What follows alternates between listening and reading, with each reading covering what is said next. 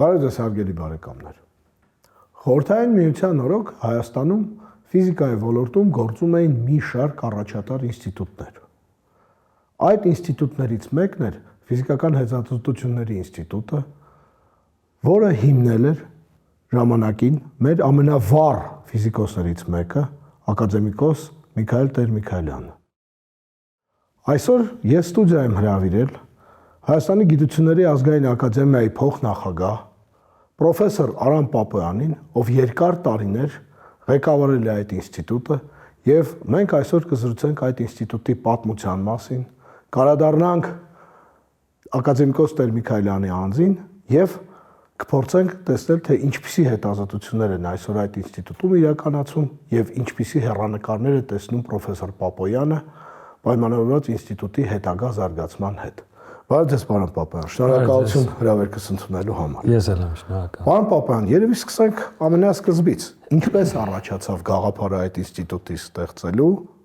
Իմիջիայլոց, որքանով ես գիտեմ, այդ ինստիտուտը այժմ կրում է ակադեմիկոս Տեր-Միքայելյանի անունը, չէ՞, ոնց որ թե այդպես։ Պաշտոնապես ցավոք ոչ, բայց ամենայն դեպս նախնական որոշումը կար, բայց ընթացք չտրվեց։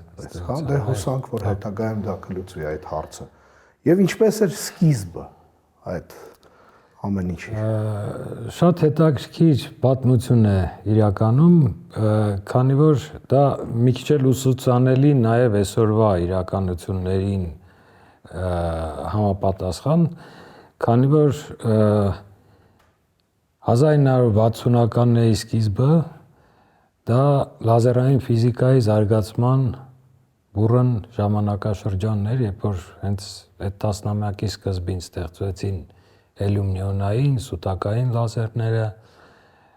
եւ շատ արագ բոլորը հասկացան, որ դա արտակարգ հեռանկարային ուղղություն է։ Այդ ժամանակ Հայաստանում օպտիկայի մասնագետ ըստ էության չկար, գործում էր Բյուրականի աստղադիտարանը, ռադիոֆիզիկայի էլեկտրոնիկայի ինստիտուտը, Երևանի պետական համալսարանում կային ֆիզիկոսներ, բայց այդ գիտակցությունը, որ նման կառույց պետք է ստեղծել Հայաստանում ու այդ աշխատանքները լայն ճակատով առաջ տանել, այդ ոնց որ մի արժեք էր։ Ու հենց Տեր-Միքայելյանն էր, որ ինքը այդ յուրահատուկ զգացումը ուներ, թե ինչ առաջադեմ գաղափարներ կան, ես հետո կասեմ, որ դա միակ գաղափարը չէր իր հետագայում նույնպես այլ ուղղություններ էլ կային, ու այդ որ ձեռքը լինի այդ միջազգային գիտության պուլսին, այդ դա իր ոնց որ այդ առաջնորդվելու գիծն էր։ Տեր-Միքայելյանը մինչև այդ աշխատել էր, այսինքն Համարցումյանի ղեկավարությամբ ինքը ավարտել էր Երևանի պետական համալսարանը, Թբիլիսիից տեղափոխվելուց հետո եւ դիպլոմային աշխատանքը պատրաստելուց հետո, պաշտպանելուց հետո իրան ուղարկել էին Լեբեդևի անվան ֆիզիկայի ինստիտուտ, Ֆիան, Մոսկվա, ասպիրանտուրա, որտեղ իր ղեկավարն էր հայտնի ֆիզիկոս Եվգենի Ֆեյնբերգը, դա մի խումբ էր շատ հայտնի գիտնականների, Լանդաու, Ֆեյնբերգ, Պոմերանչուկ, Միգդալ եւ այլն, եւ փաստորեն ինքը միանգամից ընկել էր այդ հզոր գիտնականների շրջապատ, արել էր շատ յուրահատուկ աշխատանք, որը ժամանակին չէր գնահատվել, նույնիսկ Լանդաուն ասել էր, որ սխալ կատարեք հիմարությամբ զբաղվել կամ մտածեք ձեր ապագայի մասին, գնացեք Հայաստան եւ այլն, բայց հետագան ցույց տվեց, որ 94 թվականին այդ տեսական կանխատեսումները Ստենֆորդի արագացուցիչի վրա ստացան իրենց հաստատումը փորձարարական, բայց մինչ այդ իհարկե իր տեխնացուականը պաշտպանելուց հետո նաև այդ մետրերը Լանդաուն եւ մյուսները ընդունեցին, որ դա այդ արգելակային ճառագայթումը բյուրեղներում, բարբերական կառուցվածքներում կոհերենտության կամ ինտերֆերենցի երևույթը դա իրոք հեղափոխական գաղափար է եղել, որը չի ընկալվել պարզապես անսովոր լինելու պատճառով։ Տեր-Միքայելյանը Հայաստան վերադառնալուց հետո անցել է աշխատանքի Երևանի ֆիզիկայի ինստիտուտում եւ շատ արագ անցել այդ բոլոր աստիճանները տեսական ֆիզիկայի բաժնի վարիչ, ինստիտուտի փոխտնօրեն, որից հետո նաև 63 թե 64 թվականին ինքը տեղափոխվում է Երևանի պետական համալսարան, դառնում է ֆիզիկայի ֆակուլտետի դեկան եւ նորից իր այդ լայն մտահորիզոնի բանի շնորհիվ այդ ընթացքում 8 նոր ամբիոն է ստեղծում ֆիզիկայի ֆակուլտետում, այդ թվում օպտիկայի, այդ թվում կենսաֆիզիկայի եւ մոլեկուլային ֆիզիկայի եւ այլն։ Այդ հենց այդ ժամանակահատվածներ, երբ որ լազերները բուռն զարգանում էին։ Համալսարանում ստեղծվել է պրոբլեմային լաբորատորիա, հենց ճառագայթային ֆիզիկայի։ Զուգահեռաբար աշխատանքներ կատարվում էին նաեւ ռադիոֆիզիկայի եւ էլեկտրոնիկայի ինստիտուտի կվանտային օպտիկայի բաժնում միավորվել են այդ կառույցները, սա առաջի օրինակը, որ ես այսօր ուզում եի մի քիչ մեր օրերի հետ համադրել, տարբեր կառույցներ, ակադեմիական կառույցը, բուհական, միավորվել են այդ գաղափարի շուրջ, որպեսզի ավելի արդյունավետ գնա աշխատանքը, ստեղծվել է ակադեմիայի եւ Երևանի պետական համալսարանի միացյալ ճառագայթային լաբորատորիան, որտեղ շատ ինտենսիվ այդ աշխատանքները սկսել են, տարբեր ոլորտներից երիտասարդ գիտնականներ են ներգրավել, աստղաֆիզիկայից, ռադիոֆիզիկայից, քանի որ մասնագետ չի եղել ըստ էության, եւ վերապրոֆիլավորվել են ուղղորդելով իրենց ջանքերը հենց լազերային ֆիզիկայի զարգացման։ Ինչքանով է դա եղել արդյունավետ, դա էլ մյուս բանը, որ ես այսօր կուզենայի ասել, ճիշտ է, սովետական միությունը հզոր երկիր էր, կարելի է ասել անսահման ռեսուրսներով, բայց մարդ էր պետք, որ դա կազմակերպեր աշխատանքը, միավորեր մարդկանց, կրթական բազա ստեղծեր եւ այլն, եւ Տեր Միքայելյանը դա վերցրել է ըստ էության իր վրա։ Բացի կրթական ու գիտական բաղադրիչներից շատ կարևոր է, որ նաև գործնական աշխատել, լինելով տեսաբան, ինքը նաև ներգրավել է հենց սարքերի ստեղծման, շատ արագ կազմակերպվել է լազերների, կարելի է ասել արդյունաբերական նմուշների պատրաստումը, օգտագործելով Կիրովականի քիմիական կոմբինատի ռեսուրսները, արձանի եւ այլն, եւ արդեն 1965 թվականին առաջին խորհրդային արդյունաբերական լազերները արձանի Երազդան Դրեզդենի ցուցահանդեսի ընթացքում որ ցուցադրվել են Գերմանիայի Դեմոկրատական Հանրապետության ցուցահանդեսում, ուզում եմ ասել, որ դա եղել է ինչ որ նենց լուրջ համակարգման աշխատանք եւ աշխատանքը այնքան արդյունավետ ու այնքան լայնածավալ է եղել, որ անհրաժեշտություն է առաջացել դուրս գալ այդ լաբորատորիայի շրջանակներից ու ստեղծել առանձին գիտական կազմակերպություն։ 1967 թվականին այդ որոշումը կայացվել է եւ կարելի է ասել, որ 68-ի սկզբից ինստիտուտը արդեն սկսել է գործել եւ ինստիտուտի համար հատկացվել է տարածք Երևանից դուրս, դա էլ մյուս տենդենսն է եղել, որ Տեր Միքայելյանը այդ կամպուսային, այսինքն պարփակ տարածքում արևմտյան մոդելը, գիտնականները առանձին իրենց միջավայրում մթնոլորտ ստեղծվի, ընկերական, ընտանեկան մթնոլորտ եւ այդ ամեն ինչը շատ արագ բերել է իր արդյունքները։ Նորից կրկնում եմ, որ ինքը լինելով տեսաբան, շատ լավ գիտակցում էր, որ պետքա փորձարարական գիտությունը զարգացնել եւ կիրառական ուղղությունները իր շուրջ համախմբել է երիտասարդ էնտուզիաստներ, Մելիստ Մովսեսյանը, որը հայտնի Լանdsբերգի ասպիրանտն է եղել, նույն Լեբեդևի ինստիտուտում, կարելի է ասել առաջին օպտիկայի մասնագետը դիպլոմավորված Հայաստանում, ինքը հանձն է առել փորձարարական աշխատանքների իրականացումը։ Միաժամանակ հիմնադրվել է բյուրեղների աճեցման, լազերային բյուրեղների, պինդ-մարմնային լազերային բյուրեղների աճեցման փորձարարական բազան, տեսական աշխատանքները լազերային ֆիզիկայի հիմնարար հիմունքների նվիրված աշխատանքներ, լազերային ճառագայթման եւ միջավայրի փոխազդեցության հետազոտություններ, այսինքն ինստիտուտը ձևավորվել ու միանգամից ներգրավել այն ամբողջ լայն շրջանակում գործառույթների, որը լազերային ֆիզիկան այն ժամանակ ուներ, ոչ գծային օպտիկա, լազերային ճառագայթման փոխակերպում, ոչ գծային բյուրեղներում, մոդուլացիոն եղանակներ, այսինքն մոդուլացման տարերի մշակում, շատ արագ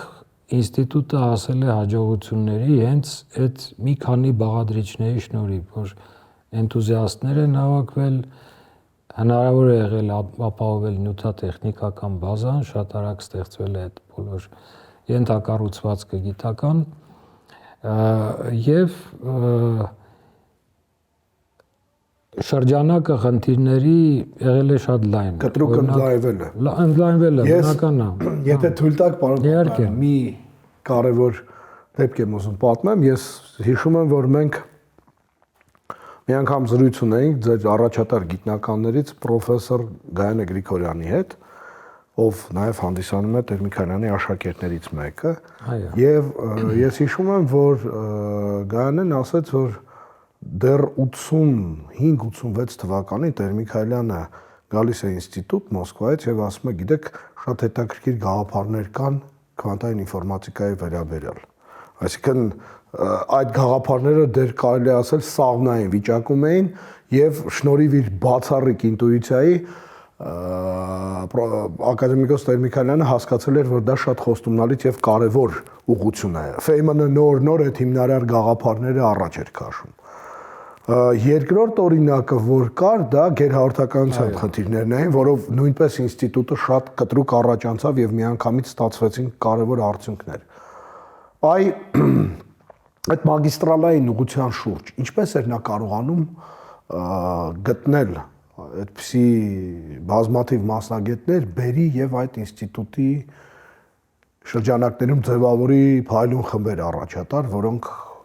այսօր շատ բարձր որակի աշխատանքներ են անում։ Դե դա Տեր Միքայելյանի այդ ուրույն յուրահատուկ հատկությունների դրսևորումը, ճիշտ եք ասում, 87 թվականին, երբ որ տպագրվեց բարձր ջերմաստիճանային գերհաղորդականության առաջին աշխատանքը, մի ամիս չէր անցել դրանից, ինքը դա կարելի է ասել ինստիտուտում ինչ որ մշակույթ էր նաև ներդրվել, առաջի հերթին այդ գիտական սեմինարների մշակույթը, որտեղ բացի ընթացիկ աշխատանքներից ներկայացում էին համաշխարհային գիտության նոր ձեռքբերումները, այսինքն ինքն էր հետևում գրականությանը շատ մանրակրկիտ, բայց նաև իր բոլոր աշակերտները պարտադրում էր, որ նայեն ինչ է կատարվում աշխարհում։ Թվում էր, որ բարձր ջերմաստիճանային գերհաղորդականությունը մի քիչ ինստիտուտի հիմնական ուղղություններից դուրս է, բայց 1 ամսվա ընթացքում, 1.5 ամսվա ընթացքում կարողացավ հավաքել երիտասարդների խումբ, բառացիորեն ասպիրանտներ, երիտասարդ գիտնականներ, հավաքեց, ոգևորեց, ասեց, որ սա շատ կարևոր ու հեռանկարային ուղղություն է։ Ամիսներ անց մենք արդեն սինթեզել էինք, այսինքն ինստիտուտում սինթեզվել էին այդ կերամիկական նմուշները իտրիբարիկ ուֆրումո ու շատ արագ ինստիտուտը դարձավ ոնց որ այդ համաշխարհային այդ ուղղության խաղացողներից մեկը, դաշտում գիտական դաշտի խաղացողներից մեկը։ Եկան մասնագետներ տարբեր տեղերից, հրավիրեց ինքը երիտասարդ հայազգի մարդկանց, Գուլյան Արմենը, որը հիմա Միացյալ Նահանգներում շատ հայտնի գիտնական է ու նաև տեխնոլոգիական ոլորտում էլ շատ առաջընթաց ունի, ձևավորվեց այդ կոլեկտիվը, այսինքն հիմնական զանգվածը դա ուսանողներ էին, որոնց սովորեցրեցին, կրթեցին հենց շատ արագ տեղում, դա մյուս բանն է, որ ես ուզում եմ ասել։ Այսինքն սա ոչ թե կարծրացած բարձրագույն կրթության ինչ որ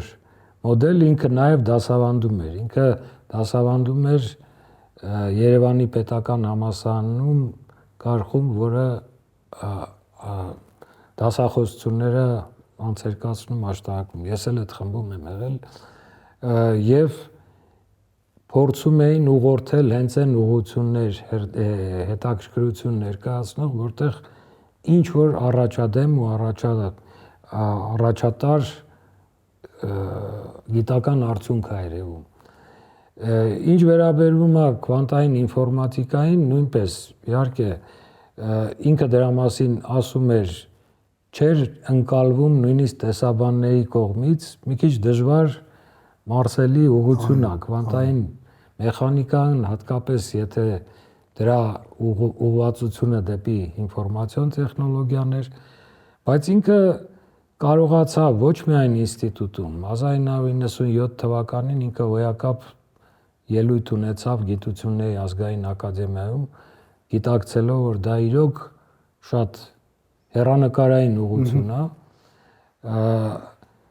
արդյունքը եղավ նա, որ ինստիտուտում ձևավորվեց տեսական ֆիզիկայի լաբորատորիայում ձևավորվեց այդ խումբը, որը սկսեց զբաղվել հենց այդ խնդիրներով։ Տեր Միքայելյանը, այսինքն մի քիչ բան կար, այն ժամանակ ինքը մի քիչ այդ հակասական բաներ այդ մարդու մեջ կային իհարկե, չընկալվող շատերի կողմից։ Ակադեմիայում օրինակ ավելի շատ ասում էին, իսկ որն է ինստիտուտի գիտական ուղղությունը։ Լազերային ֆիզիկան բնական է, լազերային նյութագիտությունը եւ այլն, բայց Տեր Միքայելյանը երբեք չի ուզել սահմանափակվել ինչ որ գաղափարներով, նույնիսկ եթե դա բերել է դեմք ինչ որ ճանաչում ինստիտուտին։ Իսկ ինստիտուտի ճանաչումը դրսևորվել է նրանով, որ ինստիտուտում եղել են ոչ միայն սովետական Նոբելյան մրցանակակիրներ, Լանդաու, Բասով, Պրոխորով, այսինքն հայտնի գիտնականներ, Լանդաու, Կելդիշ, Ալեքսանդրով եւ այլն, բայց նաեւ միջազգային դեմքեր, առաջին հելիում-նեոնային լազեր ստեղծող Ալի Ջավանն է եղել ինստիտուտում, Նոբելյան մրցանակակիր Ալֆրեդ Կաստլերը, շատ հայտնի գիտնականներ, որը նույնիսկ զարմանալի էր սովետական ժամանակ այդ փակ սահմանների պայմաններում ոնց էր հնարավոր այդ մարդկանց գալիս էին ինստիտուտ, գրառում ունեին այդ պատվավոր հյուրերի մատյանում, սեմինարների ելույթներ եւ այլն։ Այսինքն կարելի է ասել, որ նաեւ գիտաշխատողներն են երջանիկ եղել, որ այդ ժամանակ շփվել են նման մարդկանց հետ։ Ինքը դա կարողանում էր անել, կազմակերպել։ Շատ արագ կարողանում էր կողմնորոշվել ընթացիկ փոփոխությունների խորհրդային ժամանակահատվածի ավարտը,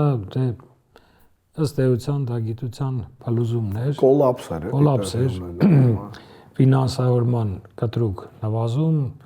այդ նյութատեխնիկական բազայի, որը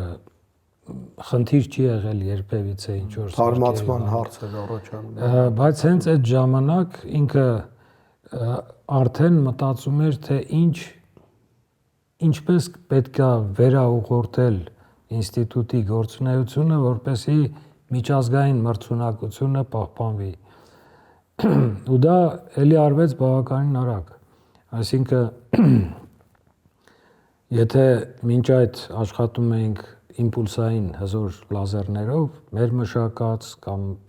այդ լազերների օգնությամբ նյութի հետ փոխազդեցության process-ներ եւ այլն, դա ծախսատար ուղղություն է եւ ես հիշում եմ նույնիսկ ես երիտասարդ էի, շատ ակտիվ քննարկում էինք էլի այդ սեմինարների աշխատանքներ պատմելու այդ դրա շուրջը այդ ամեն ինչը ձևավորվել քննարկումներով բանով ինքը շատ հավասար խոսում էր թե իր մակարդակի իր կարգի մարդկանց հետ ակադեմիկոսներ, միջազգային հեղինակավոր մարդիկ, նույն ձևի ուսանողների հետ շատ սիրում էր ինստիտուտի տարածքում զբոսնել ու խոսել երիտասարդների հետ։ Շատ հետաքրքիր բան ենք իմացել իրանից ու այդ նվիրվածությունը ոնց որ գիտության այդ եղել է այդ ամբողջ այս մեր գիտավանի աուրան, ընկերական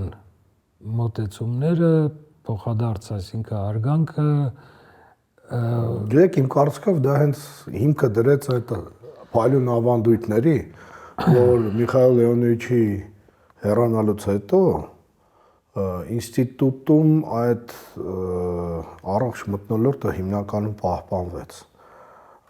Պարոն Վարդանյանն էլ ուսահոգի դարավ տնօրենը, այնուհետև դուք, իսկ հիմիկվա տնօրենն էլ շատ համակրելի երիտասարդ գիտնական է Պավելը Մոժիկյան, ով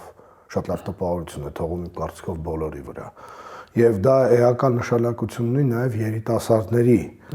ներհոսքը ապահովելու համար։ Եվ եթե կարելի է, պարոն Պապայան, մի քիչ խոսանք առօրյայի մասին, այսօրվա ինստիտուտում իրականացվող հետազոտությունների եւ ամենակարևորը ինչպիսի հետագայում դուք զարգացման ընթացք եք տեսնում ինստիտուտի շրջանակներում, միգուցե նոր ուղղությունների եւ տարապես ինչպիսի պլաններ կան, եթե մի քիչ ավելի հակիրճ ասենք։ Շնորհակալություն։ Ուրեմն ես մի քիչ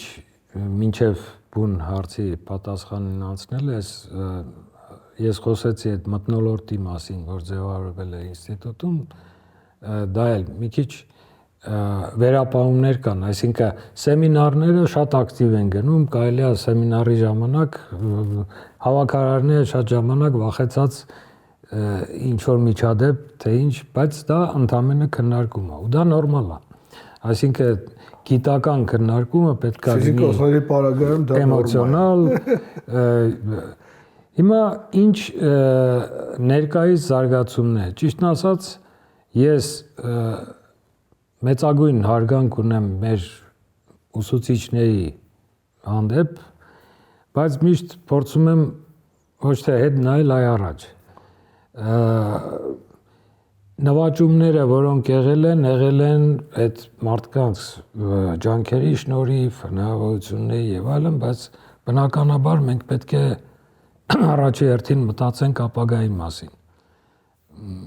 Եթե միշտ հիշենք միայն անցյալը, մենք որևէ առաջ շարժում չի լինի։ Բնական է, բոլորը հասկանում են։ Հիմա եթե բարդությունների շրջանում այս ամեն ինչը սկսվեց, ու մեր մոտեցումը եղել է հետևյալը, որ առաջինը հնարավոր չի անընդհատ զբաղվել նույն բաներով առանց լուրջ առաջ քայլերի։ Ըստ որում որպես ուղենիշ պետք է վերցնել ոչ թե ինստիտուտում իրականացած գիտություն, այլ միջազգային գիտությունը, բնական է։ Դա է մեզ սովորացրել հենց Տեր Միքայելյանը, ու այդ եղել է առաջինը։ Երկրորդը արդեն իրատեսական իմաստով բնական է, որ շատ հետաքրքիր հետազոտություններ կան, բայց հատկապես այդ ծանր տարիներին նման բան ձեռնարկելը լուրջ չէր, քանի որ ի սկզբանե հայտնի էր, որ մենք չենք կարող որևէ մրցակցություն ապահովել։ Դրա համար հիմնական գաղափարը հետևյալն էր։ Սա մեր հիմնական ուղղությունն է, լազերային ֆիզիկան, փորձենք գտնել ինչ-որ խորշեր, նիշաներ, որտեղ մենք կկարողանանք ունենալ մեր առաջատար դիրքերը։ Դա կլինի մեր ուժեղ լինելու, մրցունակ լինելու ռազմավարության հիմնական սկզբունքը։ Ու դա էլ ոնց որ հենց այդ գաղափարը փորձեցինք զարգացնել։ Եվ դա ինչ որտեղ իրեն արդարացրեց, այսինքն այդ հզոր լազերներով կատարվող հետազոտությունների փոխարեն անցանք բարձր լուծունակության սպեկտրադիտական խնդիրների ատոմական գոլորշիներով, նամանավանդ որ այդ փորձը արդեն կար ինստիտուտում, հենց Մովսիսյանի, Տեր Միքայելյանի աշխատանքներ, բայց այդ գաղափարները ստացվեց զարգացնել, մշակել օրինակ յուրահատուկ բջիջներ, որի մեջ այդ փոխազդեցությունը տեղի է ունենում, որը մեզ տվեց ինչ որ մի թռիչքային առաջընթաց, միջազգային ճանաչում, որը մինչև հիմա մենք կարողանում ենք օգտագործել ու այդ խորշը, որը զբաղացրել ենք, մնում է բացառապես մերը։ Աշխարհը մեզ ճանաչում է ու շատերի մոտ կա այդ ցանկությունը համագործակցության, այդ առաջատար աշխարհի լաբորատորիաներ, բան, դա մեզ բերեց ոնց որ կարելի ասել փրկություն այդ ծանր տարիներին։ Նույնը վերաբերում է ոչ միայն այդ լազերային ճառագայթման ու միջավայրի ռեզոնանսային փոխազդեցությանը, այլ նաև ուրիշ ուղղություններին, որոնք նույնպես էլի Տեր Միքայելյանի սաղմնային են գաղափարներն էին, որոնք քիչ-քիչ սկսեցին զարգանալ։ Օրինակ, այսօր ինչով է զբաղվում ինստիտուտը։ Արդեն եթե դասական, ավանդական լազերային ճառագայթման եւ միջավայրի ատոմական գոլորշիների ռեզոնանսային փոխազդեցությունը, ինչպես ես ասացի, այդ նանոբջիջները դա մի հեղափոխական, որտեղ ըստ էության բոլոր ֆիզիկական երևույթները նորովի են դրսևորվում, դա շարունակական է ու արդեն մոտ 30 տարի մենք շարունակում ենք այդ ուղղությամբ զբաղվել ու դեռ անելիքներ շատ կան։ Հիմնարար գիտությունից դեպի կիրառական ոլորտ անցումը արդեն ունենալով հիմնարար մշակումների պաշար, մենք փորձում ենք այդ գիտելիքները տեղափոխել փորձարարական հետազոտությունների միջոցով դեպի կիրառական, օրինակ օպտիկական մագնիսաչափություն, սենսորիկա օպտիկական, մենք զբաղվել ենք նաև լազերային իզոտոպների բաժանման եղանակներով եւ այլն, այսինքն որ այդ հիմնարար գաղափարները միայն գաղափար չմնան, միայն տեսական արդյունք չլինի, դա նաև գնա դեպի կիրառություններ։ Նոր ուղղություններից, օրինակ այսօր ինչ կա ինստիտուտում, մի քանի ուղղություն է վերջի տասնամյակում ակտիվ զարգացող, մեկը դա թաղանթային տեխնոլոգիաներն են, այսինքն օպտիկական եւ միկրոէլեկտրոնիկայի համար ստեղծված թաղանթային կառուցվածքները, որը ես կարծում եմ շատ հեռանկարային առնվազն երկու ուղղություն կա, մեկը դա թափանցիկ էլեկտրոնիկան է, այսինքն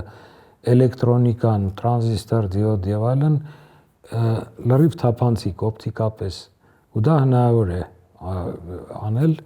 դա շատ մեծ հեռանկարներ ունի նաեւ կենցաղային ոլորտի համար, համակարգչային տեխնիկայում եւ այլն, մեմրիստերների, դա որպես նոր հիշողության տարր, դա նույնպես հաջողվեց ստանալ ու նաեւ թափանցիկ մեմրիստերներ, թափանցիկ հիշողության սարքեր, որոնք կարող են օգտագործվել համակարգչային տեխնիկայում։ Ֆոտոնիկան, այսինքն լույսի յուրահատուկ հատկությունները, օրինակ լազերային փնջի տարածական կտրվածքում ստացած կառուցվածքը տեղափոխել բյուրեղներ, պինդ մարմին, ստեղծել հիշողության տարրեր, ստեղծել լազերային ճառագայթումը ղեկավարող տարրեր, հիմա նաև կենսաբանական օբյեկտների հետազոտության համար լազերային ունելիներ, պինցետ, որը շատ հայտնի տեխնոլոգիա է։ Հիմա մեր խմբում կոնկրետ օպտիկական պատկերագրում ենք զարգացնում, այսինքն ռենտգենյան հետազոտությունը փոխարինել անվտանգով օպտիկական լուսային տեխնոլոգիաներով։ Տեր Միքայելյանից հետո նրա գաղափարներով ոգեշնչված զարգացվեց նանո մասնիկների սինթեզի նոր եղանակների մշակումը ու հիմա նաև կա շատ ակտիվ աշխատող խումբ, որը միջուկ թաղանթ կառուցվածքի նանոմասնիկներ է սինթեզում տարբեր կիրառությունների համար, այսինքն հիմա կարելի է ասել, որ մի քիչ ավելի լայնացել է հետազոտությունների սպեկտրը, դիվերսիֆիկացումը ինձ թվում է դա ճիշտ մոտեցում է, այսինքն հիմա գիտությունը շատ արագ մի ուղղությունը կարող է զարգանա, կարող է հագենա, մենք պետք է ունենանք ինչ-որ այլընտրանքային ինչ-որ բաներ, ու այդ մոտեցումն էլ է մեր ռազմավարական նպատակներից ինստիտուտի ու հիմա հաջողվում է այդ ուղղությամբ Պարոն Պապյան, ես ներողություն եմ խնդրում, վերջի հարցը պարզապես ժամանակի սովորության հետ կապված, իսկ երիտասարդների ներգրավվածության մասին,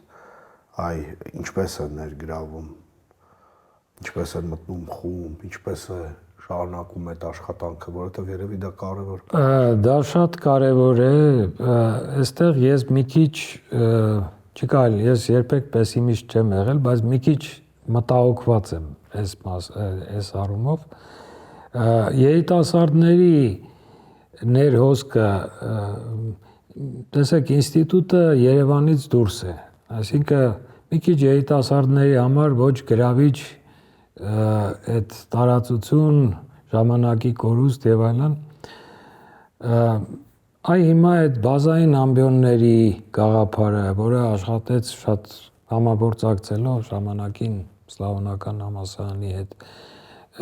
առաջին շրջանավարտները միանգամից ներգրավեցին, մենք պաշտպանեցին մենք նաև այդ միջազգային ասպիրանտական